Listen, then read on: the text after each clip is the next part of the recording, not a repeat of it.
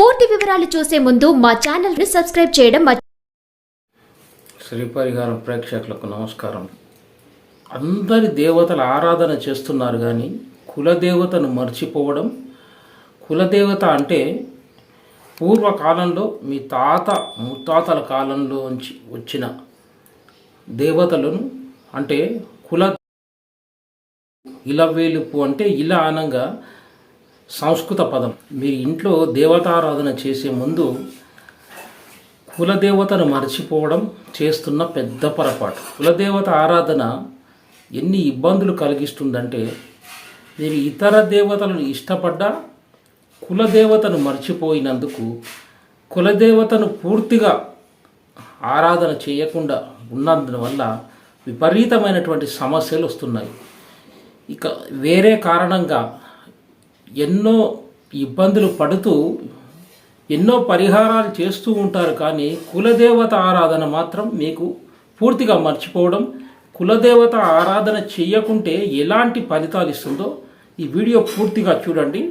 చివరి వరకు చూస్తే అర్థమవుతుంది. సబ్స్క్రైబ్ మరియు బెల్ బటన్ నొక్కండి.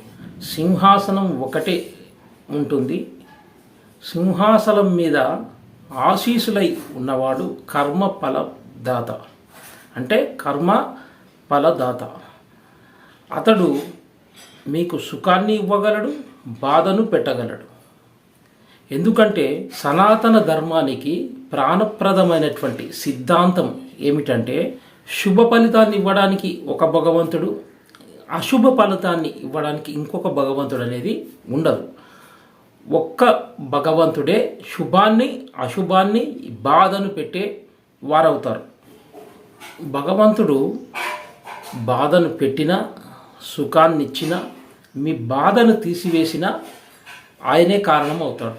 పూర్వజన్మలో చేసిన పాప పుణ్యాలకు ఈ జన్మలో భగవంతుడు ఇచ్చే ఏమిటి అని మీకు అనిపిస్తుంది. కర్మానుసారమే కదా ముఖ్యంగా జరిగేది. ఇక భగవంతుడు పూర్వజన్మలో చేసిన పాపానికి పుణ్యానికి సుఖాన్ని బాధను పెట్టడం ఏమిటి? కర్మ వల్లనే కదా ఇవన్నీ జరిగేది అని మీకు ఒక సందేహం రావచ్చు. అంటే మీరు పూర్వజన్మలో చేసినటువంటి పాపానికి ఈ జన్మలో భగవంతుడు ఆ పాపానికి బాధను తగ్గించి ఇవ్వడం అంటూ జరుగుతుంది. అది ఎలాగంటే పూర్వజన్మలో మీరు చేసినటువంటి పాపాన్ని ఎలా తగ్గించి వేస్తారంటే మీకు పాము ఖర్చు చనిపోవాలి. ఈ జన్మలో పాము వల్ల మీరు చనిపోవాలి. దానికి పాము బదులు ఒక చీమతో కనిపించి అక్కడి నుంచి ఆ బాధను తగ్గించి వేయడమే భగవంతుడు చేసే పని. అంటే పూర్వజన్మ చేసినటువంటి పాపానికి ఈ జన్మలో ఆ బాధను తగ్గించి ఇవ్వడం భగవంతుడు చేస్తుంటాడు. ఈ కులదేవతను ఎప్పుడూ కూడా సింహాసనం వేసి గద్దె పరిచి అక్కడ మొట్టమొదలుగా కులదేవత ఆరాధన చేసిన తర్వాతనే ఇతరుల దేవత ఆరాధన చేయాలి. ఇది చాలా ముఖ్యం. కులదేవత ఆరాధన చాలామంది చేయకుండా ఉండిపోవడం, అసలు మాకు కులదేవత అంటే ఎవరు అనే స్థితిలో కూడా మనకి తెలవకపోవడం, కులదేవత ఆరాధన మా తాతలు తండ్రులు చేసేవారు మాకు తెలియదు అని మీరు అనుకోవచ్చు. అంటే కులదేవత ఆరాధన మీ జన్మజాతకాన్ని బట్టి కూడా చెప్పొచ్చు. అందుకే ఆదిశంకరాచార్య వారు పంచాయత విధానాన్ని ప్రవేశపెట్టారు. అంటే ఆ పూజా విధానం ఎలాగ ఉంటుందంటే గణపతి, అంబిక, మహావిష్ణువు, శివుడు, సూర్యుడు ఈ 5 మూర్తులను మీ పూజా గదిలో ప్రతిష్ఠించుకొని వీరికి ముఖ్యంగా వీరి పూజలు చేసిన తర్వాత అంటే వీరికి చేసినట్లయితే మీకు కులదేవత ఎవరో మీకు తెలియదు. దానికి ఏం చేయాలంటే ఈ 5 మూర్తులకు మీరు పూజ చేసినట్లయితే మీ కులదేవతకు అందుతుంది. అందుకే ఈ ఆదిశంకరాచార్య వారు చెప్పినటువంటి ఈ పూజా విధానం ఈ 5 మూర్తులు వినాయకుడిని, అంబికాదేవిని మరియు శివుణ్ణి, మహావిష్ణువును, సూర్యుని పెట్టి మీరు పూజించినట్లయితే కులదేవతకు ఇది తప్పకుండా చెందుతుంది. మీకు సందేహం రావచ్చు, మాకు ఇష్టమైన దేవతను మేము పూజిస్తే ఆరాధిస్తే బాగుంటుంది కదా గురువుగారు అని మీకు అనుకోవచ్చు. కానీ మీ తాత ముత్తాతల నుంచి కులదేవత అనేది కులదేవత ఆరాధన నుంచి వస్తూ ఉంటుంది. అది ఎక్కడో మధ్యలో పూజ ఆగిపోవడం, కులదేవత ఆరాధన ఆగిపోవడం ద్వారా మీకు చాలా నష్టాలు అనేటివి కలుగుతున్నాయి. కానీ మీరు కులదేవతను మర్చిపోయి వేరే రకాలటువంటి ఆరాధనలు, పూజలు, గ్రహశాంతులు చేసినా కూడా ఎలాంటి ఫలితాన్ని ఇవ్వవు. ముఖ్యంగా కులదేవత ఆరాధన చాలా ముఖ్యమైనది. మీ కులదేవత మీకు నరసింహస్వామి, మీ ఇంటి దేవుడు అని కూడా అంటారు. కులదేవత నరసింహస్వామి అయినప్పుడు మీరు వెంకటేశ్వర స్వామి కానీ, రాముని కానీ, కృష్ణుని కానీ, షిరిడి సాయిబాబాను కానీ, రాఘవేంద్ర స్వామి కానీ పూజిస్తే మీకు ఫలితాన్ని ఇవ్వదు. మీ కులదేవత అయినటువంటి నరసింహస్వామిని పూజించి, అంటే ఈ దేవతల ఆరాధన చేయకూడదు అని నేను చెప్పట్లేదు, కులదేవతను మీరు మర్చిపోవద్దు, విస్మరించరాదు. కులదేవత ఆరాధన చేసిన తర్వాత మిగిలిన దేవతలకు మీరు పూజ చేసుకోండి, అప్పుడే మంచి ఫలితాన్ని ఇస్తుంది. కులదేవత ఆరాధన ఎవరైతే మర్చిపోతారో అవి చాలా రకాలైనటువంటి సమస్యలు ఏర్పడడం అంటూ జరుగుతాయి. కొందరికి పోలేరమ్మ, మైసమ్మ, పోచమ్మ, మారమ్మ ఇలా అమ్మవార్లు కానీ కులదేవతలు ఉంటారు వాళ్ళకు. కానీ ఆ కులదేవతను మీరు తెలుసుకోకుండా కులదేవతను ఆరాధన పూర్తిగా మానేసి ఇతరుల దేవత ఆరాధన చేస్తే ఎలాంటి ఫలితాన్ని ఇవ్వదు. మీరు ఏ పూజ చేసినా, ఏ వ్రతం చేసినా, ఎలాంటి ఉపవాస దీక్షలు ఉన్నా, మీరు ఎంత కఠినమైనటువంటి పూజా పునస్కారాలు చేసినా కులదేవత ఆరాధన లేనిది అది ఎలాంటి ఫలితాన్ని ఇవ్వరు. ఇది గుర్తుపెట్టుకోండి. కులదేవత ఆరాధన చేసినట్లయితే మీకు పూర్తి శుభ సూచకంగా చాలా మంచి ఫలితాలు ఇవ్వడం జరుగుతుంది. మీకు గురువుగారు, మాకు కులదేవత తెలియదు, మా పూర్వీకులు, మా తాత ముత్తాతలు ఎవరిని పూజించారో మాకు తెలియదు, మాకు ఎలా కులదేవతను ఎలా మేము గుర్తించాలి, ఎలా కులదేవత ఆరాధన చేయాలంటే, జ్యోతిష పరంగా కూడా మీ జన్మజాతకంలో పంచమ భావం అంటే 5th హౌస్, లగ్నం నుంచి 5th హౌస్, పంచమ భావం మంత్రమ స్థానం.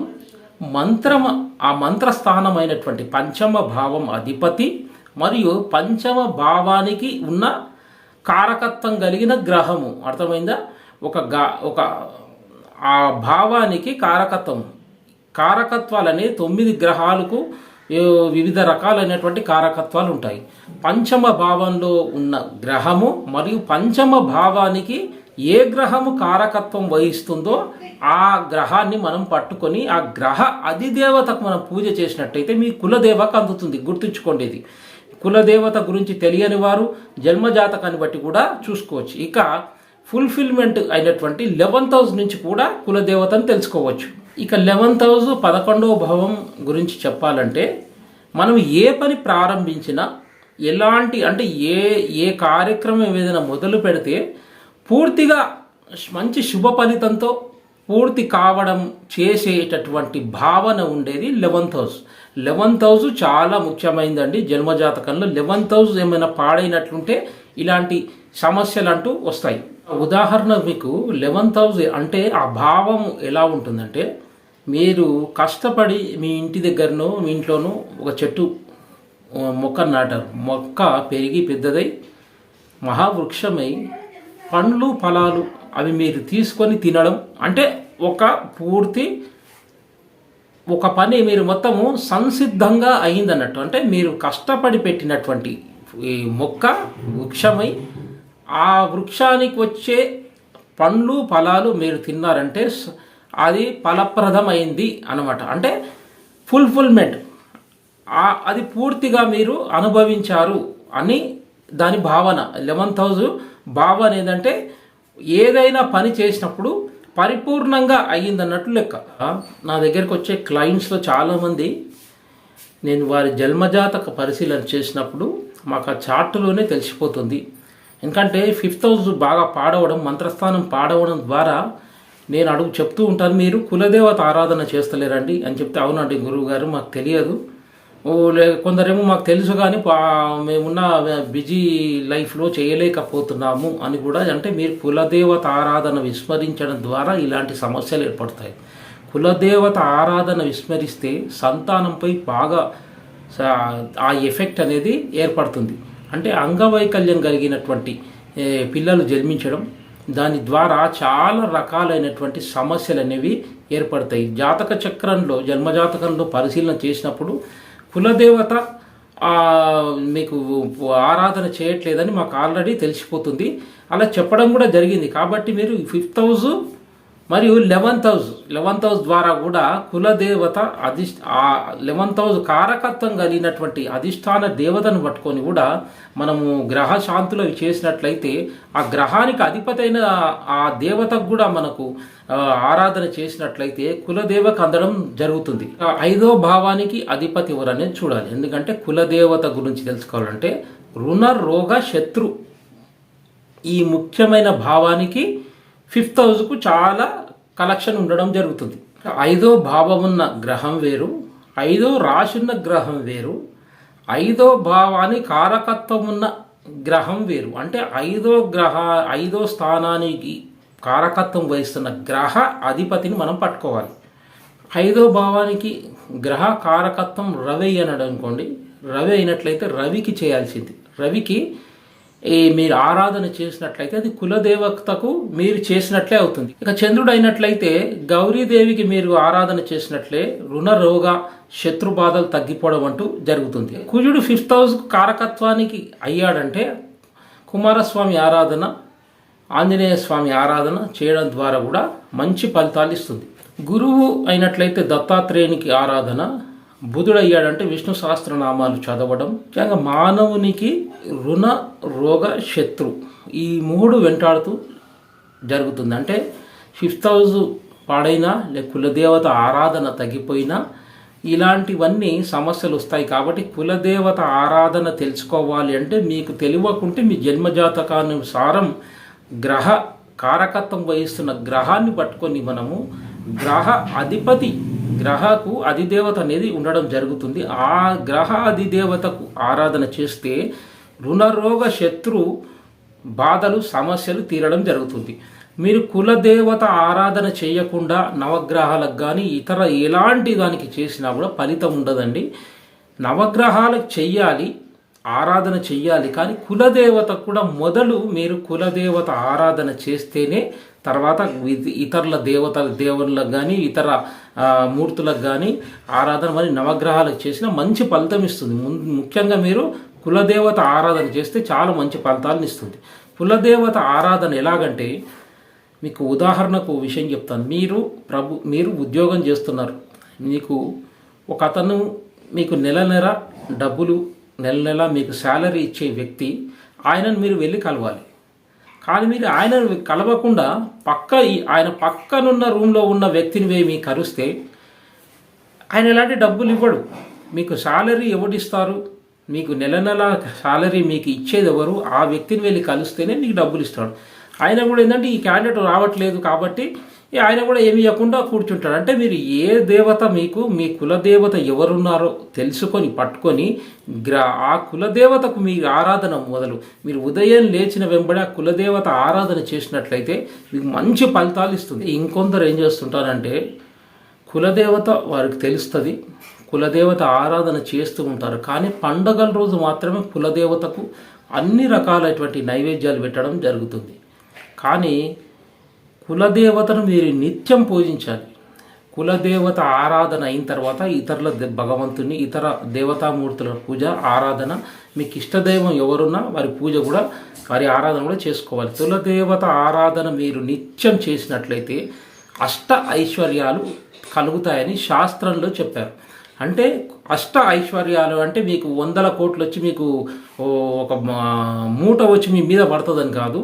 మీరు అష్ట ఐశ్వర్యాలంటే మీకు జీవితం గడవడానికి సరియైనటువంటి ధనము, అప్పులు లేకుండా ఉండడము, మంచి ఆరోగ్యము, మీ భార్య పిల్లలు సుఖ సంతోషాలతో ఉండడము, మీకు ధనానికి కానీ ఈ ధాన్యానికి కానీ ఈ వాహన యోగం ఉండడము, అంటే కోటీశ్వరులు అవుతారు అని నేను చెప్పను, కానీ మీకు ఏ దానికి లోటు ఉండకుండా మంచి జీవితం జరిగేదాన్ని అష్ట ఐశ్వర్యాలు అని అంటారు. అష్ట ఐశ్వర్యాలు అంటే నాకు కోట్ల రూపాయలు వచ్చి పడతాయా లేక నేను బెంచ్ కార్లో కానీ పెద్ద పెద్ద గృహంలో ఉంటానని కాకుండా మీరున్న స్థితి మీకు ఎలాంటి లోటు లేకుండా ఉండడమే అష్టైశ్వర్యం. అది గుర్తుంచుకోండి.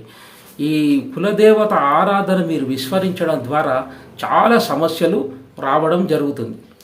కులదేవత ఆరాధన మీరు నిర్లక్ష్యం చేసినట్లయితే వారి శాపాలకు బలి కావాల్సి వస్తుంది.